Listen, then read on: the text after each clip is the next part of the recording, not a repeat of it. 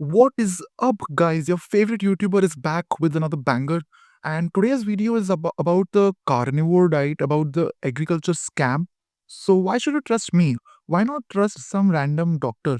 You need to realize that the doctors are not the people to be trusted about this because all the illnesses that have come up in the past few centuries are all because of the doctors and the modern health advice. You may think that it's because of the junk food, but let's be honest, your parents who are overweight, who are on diabetes and cholesterol medicines, they are not eating junk food. They're eating your basic roti, sabji, dal, chawal, and stuff like that, right? Especially if you live in India, diabetes and cholesterol problems are very common. And the Indian diet is full of things that you think are healthy, but they're actually not healthy. And I'm going to be talking about certain things today which will change a lot of your perspective on food. Life is not as simple as just listening to your doctors. Now, they're mainly trained on how to put you on pills. They're having their targets of selling medicines and profiting. And if you break your arm, then of course, go get surgery if needed. But if you're just not feeling well, if you're just feeling sleepy or something as such, going to the doctor is one of the worst things you can do because they'll just put you on medicines. They'll not tell you the root cause. They will just tell you that it is genetic, or they'll tell you that it happens with age and it's very normal. Doctors are given no nutrition course at all, but they're given big lectures on what pills to put you on when you are having a certain issue.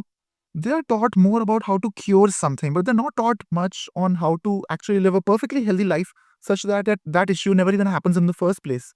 And once you realize how big the medicine industry is, everything will make sense. And unlike the doctors, I'm not trying to sell you any medicine, or I'm not trying to sell you anything. In fact, I don't really even benefit from making this video in any way, except for maybe in the future I can go to my channel and look back at some of my videos, and it'll be a nice thing to look back at. And I can also show these videos to some of my relatives and family members who I care about.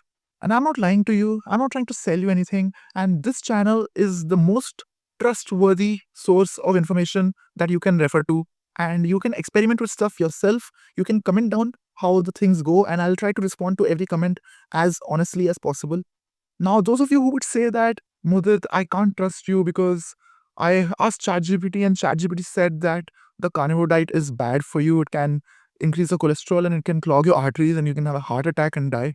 Now, what you don't know is that ChatGPT actually refers to sources like the American Heart Association, which is known to have produced the most weird studies, because all the studies are actually sponsored by food companies, and the companies have their own motives. And also, every employee in that company is fat or mentally ill or both.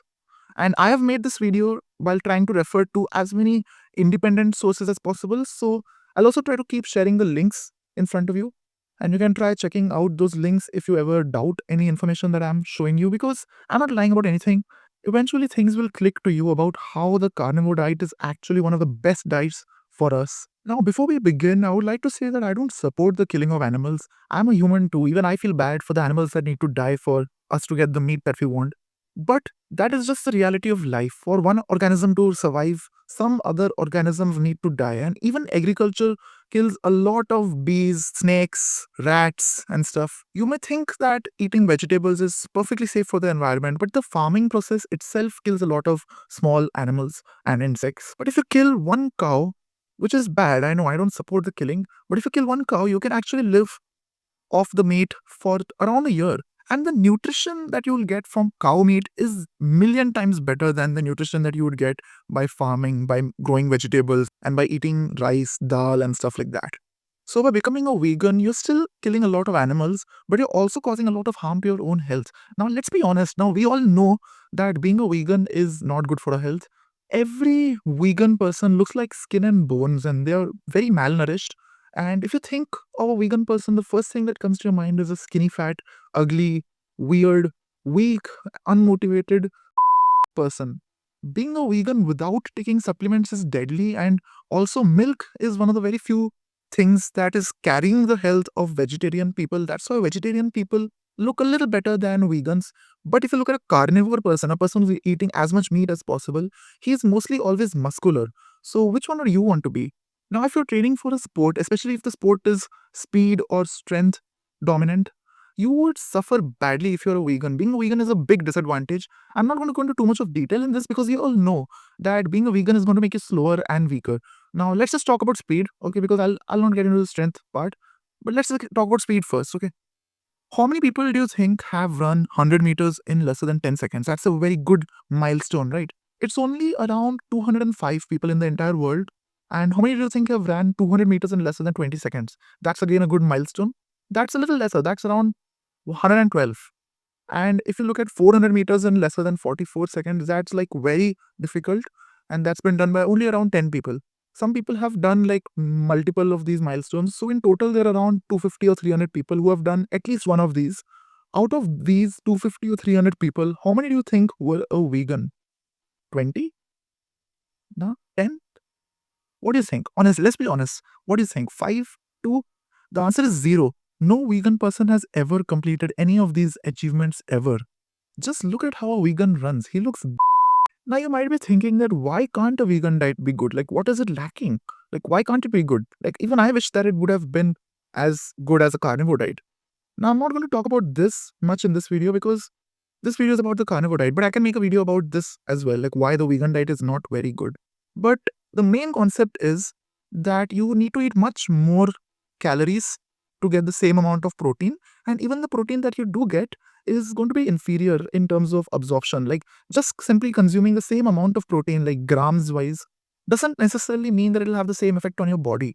Plant protein is not absorbed very well by our body, and animal proteins is absorbed very well by our body, and the main reason for this is the amino acids. So plant proteins lack certain amino acids, and one more factor is that plants also contain anti-nutrients, which basically block the absorption of other nutrients in your body. And vegans normally end up with deficiencies of vitamin B12, which you would have heard, and also iron, zinc, and a few more things. So a diet that requires pills is not really the diet that nature intended us to live with. Now let's look at meat. Firstly, meat has the most complete protein ever. It has all the essential amino acids in the right amounts, and it's absorbed the best by our body. And it also has the most easily absorbable natural source of the things that the vegan diets lack, like the vitamin B12, zinc, and iron, and stuff like that. So basically, if you eat just meat, you can live a perfectly healthy life without running into any nutrition deficiencies at all. But if you eat a vegan diet, then you will most likely run into nutrition deficiencies. A simple rule that you can live by is that animal based foods are always healthy and plant based foods are not necessarily healthy. So, if you simply live by this rule, you don't use your brain at all. Just when you're eating a food, you just think that did it come from an animal or did it come from a plant? If you just live with this rule that eat animal based products more, you will be actually very healthy. Now, let's just imagine that you're living in a jungle and you just try eating random plants. You would, in fact, definitely get poisoned within some time. But if you kill some random animal, now it could be a lion, tiger, horse, even something like a dog or something which you might not want to kill, but even if you eat it, you would be perfectly fine and healthy. Now, vegans like to believe that vegetables could be just as healthy as plants, but sadly, that's not the case. I wish that it was, but it's not. See, now we humans have emotions, and that's the reason we sometimes care about animals and we don't want to kill them. But that doesn't change the reality. That doesn't change our digestive system and stuff, which we'll talk about right now. We are actually carnivores according to nature, and by the end of this video, you would be convinced. But why would you get poisoned by a plant? Like, why are plants poisonous? Why are plants toxic? And why are animals not toxic? So, this is mainly because animals can defend themselves by running, jumping, climbing, fighting, hiding. But plants are basically just fixed at one place. So, they defend themselves chemically. Just think about it this way: if you eat a plant, the plant is actually suffering, right? So, it doesn't want you to eat it. And that's why it becomes toxic, so that you don't eat it. So that if you eat it, then you realize that you made a mistake, and then like you won't repeat it in the future, or you will tell your friends to not eat it and stuff like that, right? It basically just increases the chance of its own survival by becoming toxic. And even now, all the vegetables contain stuff like lectins, oxalates, goitrogens, and stuff that I can't even pronounce. Their only purpose is to protect the plant from being eaten. Now, when we eat something and it tastes bitter, that is actually nature's way of telling us that we should not eat it. But instead of accepting this, we actually invent more cooking methods, and we invent more spices and different ways of preparing a dish. And also, let's keep in mind that we have genetically modified almost all vegetables a lot just so that we can eat them. Now, if humans were actually supposed to eat plants, then why did we have to modify them so much? Why can't we just eat the wild version of them? Just look at the wild version of any fruit or vegetable. You won't eat that. And almost all fruits and vegetables have been heavily genetically modified to become the version that we now think is normal. And that also explains why, in many places, monkeys are getting fat now by eating bananas. They eat bananas normally, right? Why would they become fat by eating it? That is simply because we have modified the bananas to become bigger, sweeter, and more appealing to the eye. And also, we removed the seeds from it. But now, if you eat a fruit, the tree actually benefits from it, right? Because you have a chance of going and planting the seed somewhere else. Even if you are a wild animal living in a forest and you eat a fruit and you swallow the seeds will still simply go through you and it can still be planted. So the tree actually benefits from you eating the fruit. And that's why fruits don't really have the defense chemicals that the vegetables have. If you eat a leaf or a root or a stem of a plant, the plant is actually getting harmed, right? And the plant doesn't want you to eat the leaf or the root or the stem. And that's why these defense chemicals, which I spoke about, like the oxalates, lectins, and stuff, which I can't even pronounce, they are all in the leaves, the roots, and the stems, much more than they are in the fruits. And that's why you can eat fruits, but you should still consider the genetic modifications that we have done to them. And for the purpose of this video to click to you better, I'll also have to reprogram your brain a little bit because you would have been told certain things that humans used to die at 30 when we used to eat a lot of meat, and then we started farming, and then recently, as agriculture got common, we started to live longer lives, and now we live till 100. Earlier, we used to live till 30, we used to die at 30. Modern medicine and stuff like that came and increased the lifespan. But that's all completely wrong. Agriculture was started around 10,000 or 12,000 years ago. And before that, we used to still live long and healthy lives. But the only drawback, which was solved in the past 100 or 200 years, was that we used to actually die early, either at the time of birth or just a few years after that. But if we survived this period, we used to actually end up living a pretty normal life. Now, this drastic change which happened in the lifespan around the 1900s wasn't because of adopting a vegan diet, or it wasn't because of the vaccines or the medicines. Now the vaccines and the medicines did a very good job trying to take the credit of this, but I'll make a different video on that as well. But basically the diseases were anyway coming down, and when they already came to a decent stop, that's when vaccines came up and acted as if they caused the stop of these illnesses. But the reality is that the lifespan increased and the diseases came down not because of all these modern things, but simply because of mostly water quality improving and also our hygiene and stuff improving quite a lot in the 1900s. If you actually look at how people used to live before the 1900s, you will realize that the actual reason why our lifespan has increased is because of the hygiene. It's not because of veganism, it's not because of medicine, it's not because of vaccines, definitely. And I might make a different video about vaccines if you want me to. So you can simply comment down below or you can DM me on Insta and I'll check it out. But now some of you would think that, oh, wait, you said we have been eating grains for 10,000 years, for 12,000 years, right? So we could have adapted to it. In case you didn't know what happens to a species when it forces itself to adapt to something that it hasn't been eating for millions of years, let's look at the pandas example. So pandas used to basically be a carnivorous species, and they used to eat meat, and they used to be wild just like any lion or tiger that you could imagine. And what do you think happened to them now? Ever since they switched to eating bamboo, they lost their ability to hunt. They also became very weird and clumsy. They can't even walk properly. And this is also what's happening to humans now. We have lost our ability to hunt quite a lot. We have lost a lot of courage. And many times when you're watching a movie, when you see some wars and stuff, you would be wondering that how do these people have so much courage? And you're imagining that if you were in their place, you would have had some thoughts of leaving the war and going back to your family and simply living a normal life with them because you don't want to fight, and you're sitting comfortably on your couch and you're grateful that your life is peaceful and you don't have to fight wars like those people. But this could simply be because of your diet. Maybe you could have enjoyed fighting wars. Maybe you could have enjoyed having a purpose in life. Now, I don't encourage fighting, but at least the courage, at least the capability, at least not being scared, these things are required. And that's probably why the peasants throughout history were fed grains while the kings and the warriors were always fed meat. Why do you think the peasants were fed grains? The kings obviously didn't want the peasants to ever protest. They wanted them to remain peasants forever. But if you're a healthy young male, you would have some sort of ambition which will always make you want more. It'll always want you to have some purpose and to have something to fight for. And the warriors and the kings always had to have courage, and that's why they were always fed meat. And since agriculture started, we actually lost some of our brain size. Our brains became smaller. Our brains are now 11% smaller than what they used to be before agriculture was even invented. And that's because the brain is mostly made of animal fats. But now, when you hear animal fats, the modern social influence which you had onto you would tell you that stuff like butter and ghee, which is an animal fat, increases our cholesterol, and then we have a higher chance of having heart attack. But these are all firstly lies.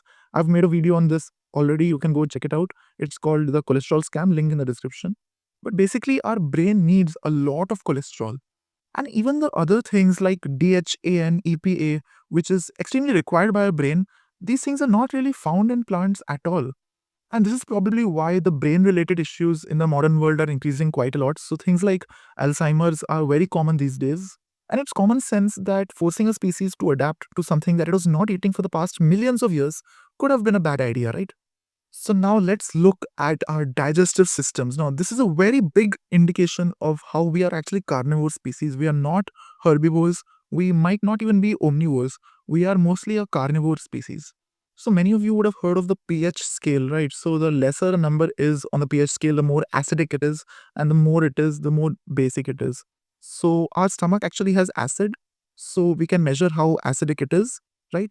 So normally carnivorous species have the acid in between 1 and 2, and herbivorous species have the acid in between 4 and 6. Where do you think we lie?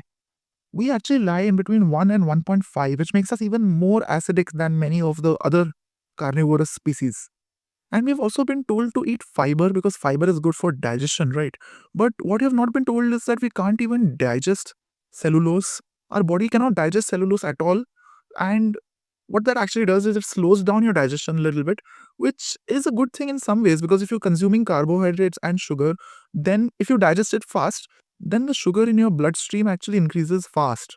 And that could be bad because that sudden spike of sugar has many disadvantages, which we'll not talk about in this video. But anyway, if you're eating a carnivore diet, that sugar spike doesn't happen in the first place. So you don't need fiber to slow down your digestion. You can just let the digestion happen at its own pace. And thousands of people actually remove fiber from their diet, and they actually saw either improvements or completely reversing certain issues like constipation, IBS, and Crohn's disease, and then more as well. Now, people who say that fiber is good for digestion, just use your own brain. Our body cannot even digest cellulose, so how can it be good for digestion? And humans also have short intestines, while herbivorous species have large intestines. And we actually digest food fast through acid, and herbivorous species actually digest food slowly. And mostly it's done through fermentation, and the food actually remains in their digestive system for days as well, many times. They have big fermentation tanks in their digestive system specifically made for this. And they have huge guts and cecums, while humans don't even have a properly functioning cecum. And despite all of these differences in the digestive system, despite herbivorous species having a digestive system simply made for eating plants, they still have to eat a lot. A gorilla has to eat around 30 kg of grass every day, and a panda eats for around 12 hours and still barely survives. Now, many of you would be told that the chicken and the eggs that you get nearby are all injected with hormones so that they grow faster, and those hormones are not good for us. I agree completely. You should not eat chicken and eggs which have too many hormones injected in them because then the hormones are going to have some effect on your body as well. But it is still better than eating vegetables because just think of it this way: chicken and eggs were always some sort of food, meat was always food. Vegetables were not food. We tried to make them into food. We tried to make something that was not food into food. Here with chickens, the case is different. We could have eaten them anyway. We are just trying to make them grow faster. We are just trying to make them bigger so that the butchers can profit more. But from a health perspective, that is still going to be better. Because what about the pesticides that are sprayed onto the crops? If spraying a pesticide on a crop results in other animals not eating it, what makes you think that it's a good idea that we should eat it? Find the best quality meat, eggs, and milk which you can get nearby, which is not injected with hormones, and consume that as much as possible. But avoid eating vegetables anyway, because whatever vegetable you get has to have been sprayed with pesticides, and even if it's not, it is still a worse alternative to meat. Now, if you give meat to a newborn baby, now whether the meat is cooked or not, it doesn't really matter. The baby would eat it happily. You look at the expressions, look at the natural instincts. This has to be nature's biggest clue that we are actually a carnivorous species. Because if you give a newborn baby any vegetable, even if it is cooked by the best chef in the world with the best spices perfectly calculated to make the baby comfortable while eating it, the baby will still protest while eating it. The baby will not eat it at all. We have all been conditioned to believe that plants are food, but they were never food in the first place. And humans are actually the only species that force themselves to eat something that they don't like and avoid eating things that they actually like. And you'll be thinking that you like to eat ice cream, so does that make ice cream healthy? But I'm talking about natural foods, like foods that occur in nature naturally. If you only eat things that occur in nature and you choose them based on just your natural instincts, so you eat what you want, you would actually live a perfectly healthy life. And even our teeth make it clear that we are carnivores because herbivorous species have grinding plates. We don't have grinding plates. And herbivorous species also have teeth that grow continuously. You would be knowing, right, that our teeth don't grow. So if you break it, it will remain like that forever. And on a diet which is mostly consisting of plants, our teeth actually suffer mostly because of the carbohydrate fermentation and stuff. Our teeth actually suffer on carbohydrate rich diets. If you look at the tribes which eat mostly meat, they always have perfectly straight teeth and really masculine jaws as well. Even if you look at our ancestors who ate mostly meat, their teeth and their jaws were really sharp and fine. And also, the people who experimented with the carnivore diet recently, they also ended up either improving or completely getting rid of certain illnesses like fatty liver disease, autoimmune conditions, fatigue, and also brain related issues. And the fat people always lost weight on a carnivore diet. People also saw improvements in their skin quality. And the carnivore diet also completely reverses type 2 diabetes. Now, diabetes has to be the biggest scam of all time. Diabetes is completely because of carbohydrates and sugar. On a carnivore diet, you cannot have diabetes, but doctors still say that it's okay to eat carbohydrates if you have diabetes because they say that you need carbohydrates for energy. But your body can actually run on the fats which you get from meat as well. But the doctors say that no, you can continue eating your dal chawal and you can take the medicine because your diabetes is genetic. You're not going to get rid of your diabetes through exercise. You can try some walking that could help, but don't train in the gym. You already have diabetes, it could mess things up. But take our medicine, it's worth it. It might be a little expensive, but it's worth it. It'll get rid of your diabetes, which was genetic. You can't do anything else. And then that fat person comes home and eats his dal chawal, which he thinks is healthy, and he thinks that the carbohydrates will give him energy. But then he checks his blood sugar with that injection machine, and then it comes up to be high. And then he gets scared and he takes his medicine, the insulin shot, and all that, and he gets the sugar in control. Absolute. None of this would have ever happened on a carnivore diet, ever. But now, why does the carnivore diet cure so many diseases? Like, what is so special in it? So, like I said, meat has all the nutrients, so you will never run into nutrition deficiencies ever. But the second reason, which is actually a little more important than this reason, is that when you're eating a carnivore diet, you're actually avoiding things like seed oils, sugar, processed food, and carbohydrates. Now, carbohydrates could be a little beneficial for some athletes, but seed oils, sugar, and processed food are just completely bad. Now, I know throughout this video, you would be thinking that, Mudit, I know someone who eats a lot of chicken and he's fat. Look at the type of chicken he's eating. He probably lives in India and he goes out and he buys chicken which is already like cooked and fried with different spices and oils. And he's also probably consuming a lot of rice and rotis with it. Nobody ever gets fat eating only lean, boiled, salted chicken breasts ever.